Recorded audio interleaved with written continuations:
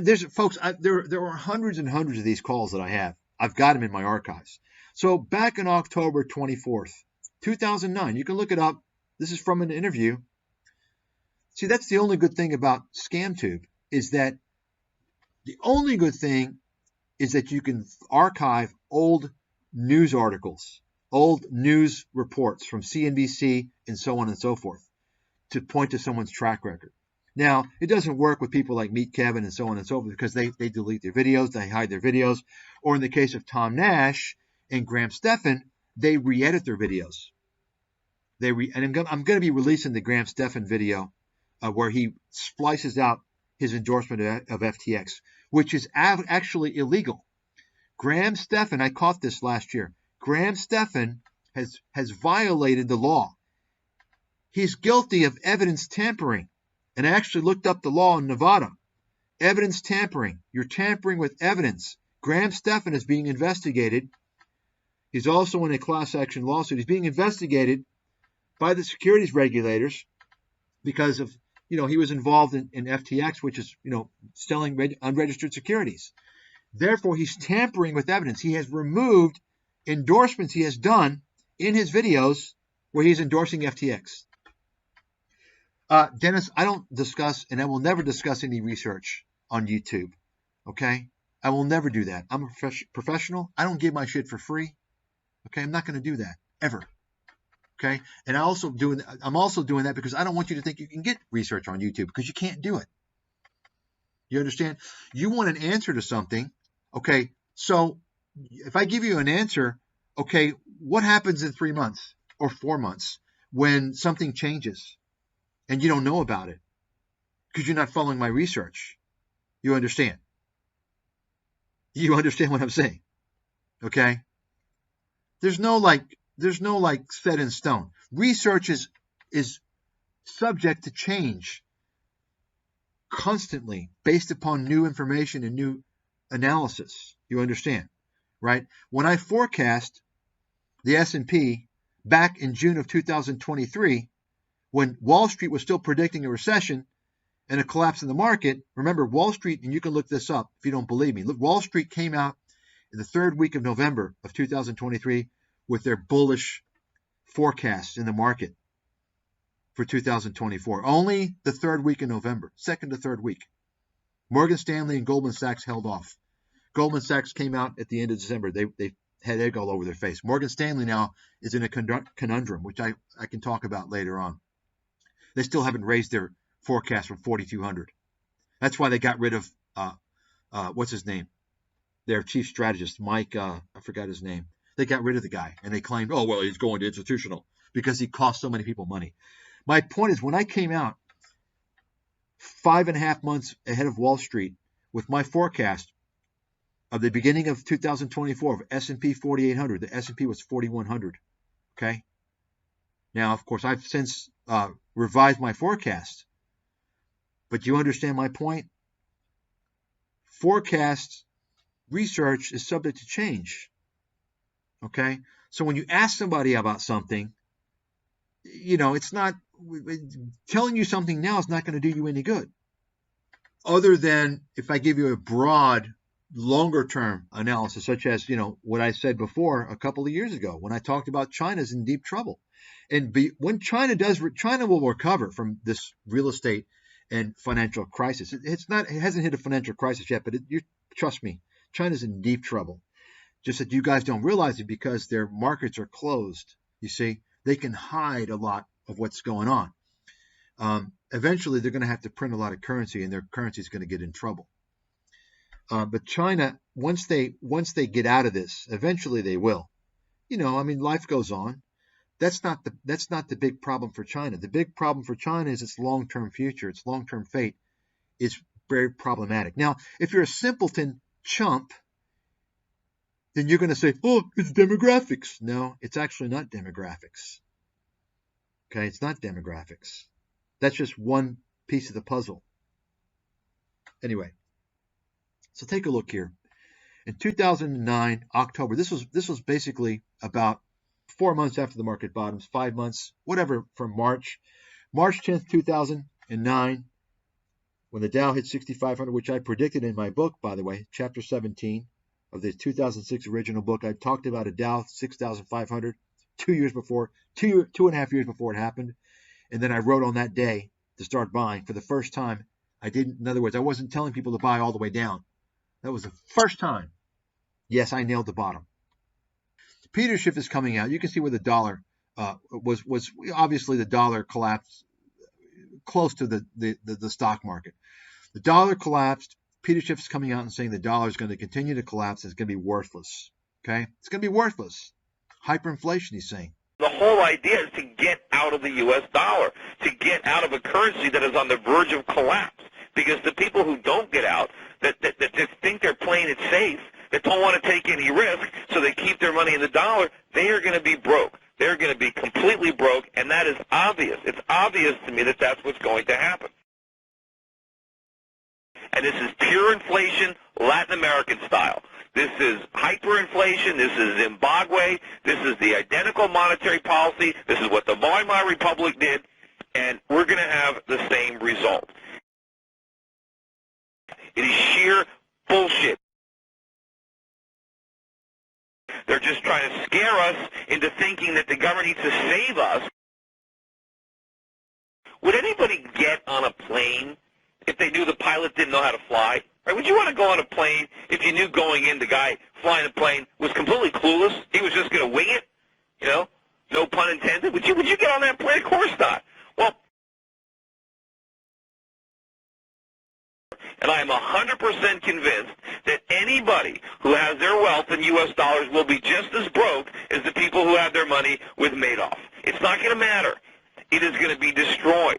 And I don't know how much time you have. You know, with the dollar dropping 5% a week at this point, I don't know. Could the dollar snap back a little bit? Sure, of course. But what if it keeps falling? What if it's down 5% next week and 5% the week after that? And then what if it drops 10% and another 10%? Who knows?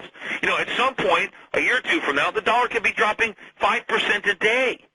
You know that the inflation rate in Zimbabwe is over 100 million% per year. I can't even calculate what that is. But you know what? It didn't start off that bad. The dollar is now sinking on its own weight, and it's going to drop like a stone. And, you know, there's not a lot of time. The bonds are going to collapse. Nobody's going to want them because the money's going to have no value. I mean, think about it, right? What's worse than owning a dollar today? Having the promise to be paid a dollar in 30 years.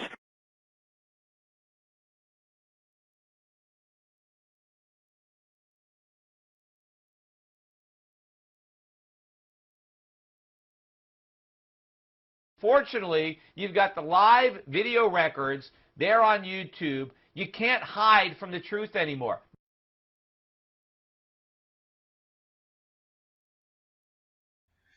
Anybody old enough to remember the hyperinflation? Peter Schiff continued that hyperinflation narrative for many, many, many, many years. I'm unsure when he officially kind of stopped it. I don't think he really has because, you know, now that we have inflation, he brings back the hyperinflation thing. And I wrote an article why it's virtually impossible. Folks, hyperinflation is virtually impossible in America, okay, for many reasons. I'm not going to get into that. When you want to talk hyperinflation, you talk about destabilized countries. Okay? And the gold pumpers always bring up the ridiculous analogy of Germany. They don't talk about what happened to Germany and the situation with Germany then. Okay? They don't talk about all that stuff. That's completely different. Okay? So what happened to the dollar? Worthless? Wow, it soared. It soared. Right? I kid you not. He said it's going to be worthless due to hyperinflation. Okay? Tell me Peter Schiff's not selling fear. Tell me he's not selling fear. Okay? Now, if you go through and listen to Peter Schiff's rants over the years, and I have a good amount of footage, video, audio, and pictorial. If you go through and listen to that, and you listen to the type of nonsense, for instance, gold protects the value of your currency. Anybody remember Peter Schiff with his Valcambi, selling his Valcambi scam? When gold was $17.50 back in 2012 or so, he told you need to buy the Valcambi bar because you can break it off in little pieces and you can spend it. You can, when the prices of everything hyperinflates, and you won't have to worry paying for gas. You can just break off a piece of that gold. Anybody remember that? Anybody remember that? I did a video on that. Come on. I need to re-upload these videos. They're on my website. Okay. Should I show you guys that? Should we take it? Should I show you? I think I should show you guys. I think I should find it and show you.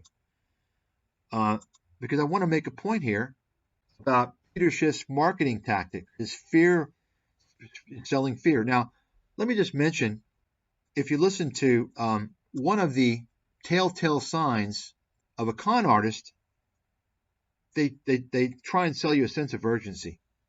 Okay, let's go ahead and take a look. I've got it here. Let's go ahead and take a look. So this is the Valcambi.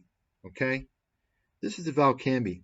This little thing, little gold thing you break in little pieces. Basically, it was to pitch the idea that you can use it for currency. Okay, can you believe this? This is what he was pitching. He's telling you should buy it at the price of gold today. I think it's like $17.50 when he was pitching this. He was telling you, you could buy it and you can protect the value of your currency when we get hyperinflation. Well, it didn't really work out that way. Let's take a look. Hi, everybody. This is Peter Schiff from Euro Pacific Precious Metals, and I am holding in my hand the most innovative precious metals product that I've ever seen. This is called the Valcambi Combi Bar, and it's manufactured by the Swiss refiner Valcambi, and it's all the rage in Europe. It started in 2011, and it's just making its way to the United States. And it's kind of like a little chocolate bar. The Swiss are known for their chocolate, except this isn't made of milk chocolate or dark chocolate. It's made of pure gold. And what... You hear that? Pure gold. So take a look. March 26, 2013. We're going to show you the price of gold. Show you the price of gold so you can have an idea here.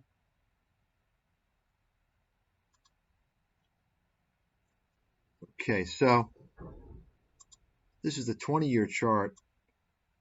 Here we are, right here. Here's where gold was, okay? See that? Towards the peak. And look what happened. It collapsed and was down for it took almost 10 years to get back to where it was. Okay? So I want to show you that. So go ahead and listen. It's like a chocolate bar. What makes it like a chocolate bar is it has these little tiny little squares that you can break off. The bar in itself is 50 grams of 0.9999 fine gold, which is about 1.6 ounces. But you can break it up into 50 1-gram bars, and they're all identical and they're all marked. Now, at today's price of gold, about $1,600 an ounce, the melt value of this bar, is about $2,500. And that means each individual 1-gram bar is worth about $50. I can take this bar gold, I could just put it here in my wallet with my other credit cards, and I can close it up, put it in my pocket, and I've got $2,500 in my wallet, and I can spend as little as $50 worth at a time. So what I'm going to do now is I'm going to demonstrate exactly how you go about breaking your Valcambi Combi Bar. I'm going to break off one bar. I'm not going to listen to them. I'm going to talk while he's doing this. I mean, can you imagine? Can you believe this? He's trying to, think about this. He's trying to convince people to use this little gold thing and carry $2,500 in their wallet and break it off. Who's going to take it? Who's going to take it? Show me who's going to take it at the store. 5-gram stick. That's $250. This little strip right here, all by itself, is worth $250. Now, as you want to spend this little strip, what you can do is you can break it down further one at a time. So I'm just going to snap one off. Okay, great. I guess if you take a Who knows? Notice how like he's dumbing this down. Like, here's what you do: you snap this off. He knows his audience, folks. These guys know their audience. They're fucking stupid people. That's their audience. You know. Federal Reserve note. Today they both have the same purchasing power. Who knows what tomorrow holds, but I know that this little gram has real intrinsic value, and it represents all the effort required to mine it. What about this 50? Nothing. The Fed runs them off the printing press. It doesn't cost much. It doesn't matter what number they put on the bill. Here's a $100 bill. There's no real difference between 100 and 50. They're the same size. It costs the same amount to make this bill as that bill. You hear that? Can you believe that? He's telling you it's the same. A 50 and 100 are the same. There's no difference. I mean, when you're telling people these times, I mean, can you imagine this guy's a financial advisor? I mean, how is he not barred from the industry with all the ridiculous things he said over the years? There's no difference in a 50 and 100. They're the same size. Folks, let me just tell you, the gold lunatics will tell you gold has intrinsic value because it costs money to produce it. Guess what? It costs money for me to produce farts. Okay? And certain farts that I create, are really smelly. And guess what? That's when I eat really expensive caviar. Okay? Are those farts worth anything because it costs a lot more to produce? No, they're not. They're not worth shit. Gold doesn't have any intrinsic value because it does not produce a cash flow. Peter Schiff doesn't know what the fuck he's talking about. FYI. That's just one of the many myths I've dispelled over the years. These gold bugs, which of course, why they won't ever confront me on a neutral platform. By the way, tell Peter, I won't trash you. If you want to debate me, I'll be respectful to you. I might laugh at you. Okay, you're used to that though, but I will respect you for coming. But I know for a fact you would never debate me because you know that you're outarmed, you're outmanned, and you know the whole purpose for you is you want to convince people to sell them. I don't have anything to sell. I'm not selling anything. You're always trying to sell people stuff. They require the same effort, but if I want 100 worth of gold, I need twice as much gold. What I'm going to have to do is I'm going to have to break off another one of these little pieces, right? I'm going to have to take this strip and I'm going to have to break it off like so. Boom. There we go. Now there's 3 left here. And now I've got 2 pieces. That's worth $100. Why is that worth $100? Because it's twice as much gold. You have to find twice as much. It takes twice the effort. This $100 bill is not worth twice that $50 bill. That's what we mean by saying intrinsic value. No, you're wrong. Sorry. So you hear that, folks? His quote logic is, well, you've got 150 and 100. They're the same. It's one piece of paper. It took the same amount of effort to produce each one. But with gold, you've got one little piece, it's 50, and another. If you want 100, you have 2 pieces. I mean, folks, here's the thing. And by the way, all these gold bugs out there, they were told so many things when gold was collapsing many years ago after the peak, which I predicted. I predicted the peak when Alex Jones and Max Kaiser were out pumping it. And I actually wrote about while I was selling my gold and silver. But the point is that when the gold continued to collapse and stayed low for a long time, that kind of fizzled the whole gold pumping scene. And during that time, that's when cryptocurrency started to take off. And I'll get to that maybe some other time. How it's really funny how I love it how the cryptocurrency market did everything that Peter Schiff and the gold pumpers tried to do. Peter Schiff and the gold pumpers tried to make gold mainstream with all their bullshit. And actually, cryptocurrency did exactly that. And that's why Peter's so pissed off now at cryptocurrencies.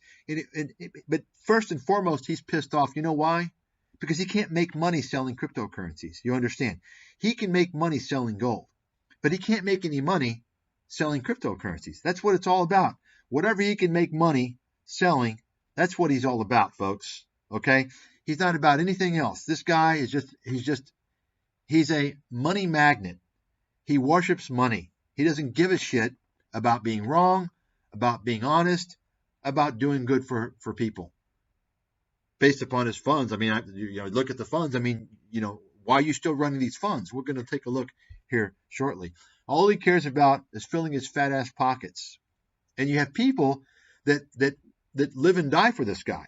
They'll take a bullet for him because they're so fooled.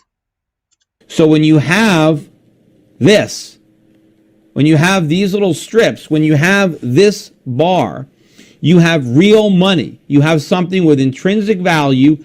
That's real money, you see? You have something that must be mined. You don't have something that can be printed. So what these guys were saying, by the way, because they got these ideas from the gold pumping kingpins, like Peter Schiff and all these other guys. What they're saying is, well, gold can't go any lower because it costs $1,400 to mine. Therefore, it can't go below $1,400. This is what they were thinking. It shows you how stupid they are. Anybody know why? That's just complete stupidity. Anybody? I mean, you can apply this to the semiconductor space. You can apply it to any commodity space. In fact, the mentality is stupid because you know what happens? Yeah, it doesn't matter how much it took to mine the gold. That's why companies, they fucking go bankrupt. Okay, that's what happens when you spend too much. You can't sell it, and you get in debt. You go bankrupt. Fed could print all these they want. They can put as many zeros as they want. They could put $1 trillion. They can have $1 trillion bill. It won't matter. But they can't produce this. They can't tax this with inflation. This is real money. What can you do with this? I mean, you could basically fill up your car with gas. You can get a tank of gas. Some of you, if you have a big SUV, you might have to break off a second square. You might need 2 squares. But the point is, let's say there's a lot of inflation. Let's say at some point in the future, a few years from now, maybe it costs $200, $300 to buy a tank of gas. I bet during that environment, you can still fill up your car with one of these babies. Now, maybe the gas station owner, maybe he doesn't want more paper. He wants something that retains its value. Maybe he would prefer to be paid in real money, in gold, than funny money, than fiat money. In fact, maybe there'll be a long line for gas if all you got is paper money, but maybe you go to the head of the line. Maybe there's a separate pump if you've actually got one of these. And it might apply for all sorts of things. You can take these to the supermarket. You can barter them individually.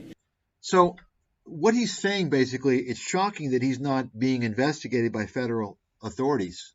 He's basically trying to convince people to use gold over money. And he's basically creating scenarios by showing you visual imagery that this is a possibility. People, they're going to want, you're not going to have to wait in line. I mean, can you believe this nonsense?